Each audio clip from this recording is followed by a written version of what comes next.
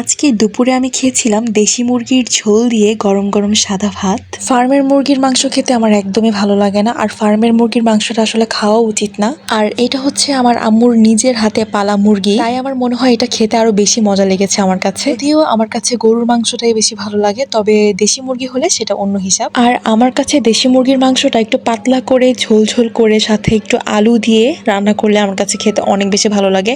আর সেটা যদি হয় একটু ঝাল ঝাল খেতে আমি ভীষণ ভালোবাসি। আর এই যে মাংসের আলু, এটা তো আমার মোস্ট ফেভারিট। মাংসের আলু আমার কেন এত পছন্দ আমি নিজেও জানি না। আমার মতো কে কে আছেন যারা মাংসের আলু এত বেশি পছন্দ করেন? যাই হোক, গরম গরম ভাত দিয়ে দেশি মুরগির ঝোল দিয়ে খেতে কিন্তু দারুণ লাগছিল। আর সাথে আমি একটু লেবু চিপে নিয়েছি, সাথে নিয়ে নিয়েছি একটু মাংস। এখন একটা বাইট দিয়ে দিয়েছি মুখে। রান্নাটা একদম সেই হয়েছে। আমার আম্মুর হাতের রান্না এত কেন মজা আমি নিজেও জানি না। ফার্মের মুরগিটা আমার মনে হয় সবারই অ্যাভয়েড করা উচিত, কারণ এটা খেলে কিন্তু অনেক বড় বড় রোগ হতে পারে। এইটা খেলে কিন্তু ক্যান্সার হওয়ার সম্ভাবনাও অনেক বেশি, ডক্টররাও কিন্তু বলে। সো সবাই অনেক বেশি ভালো থাকবেন। আল্লাহ হাফেজ।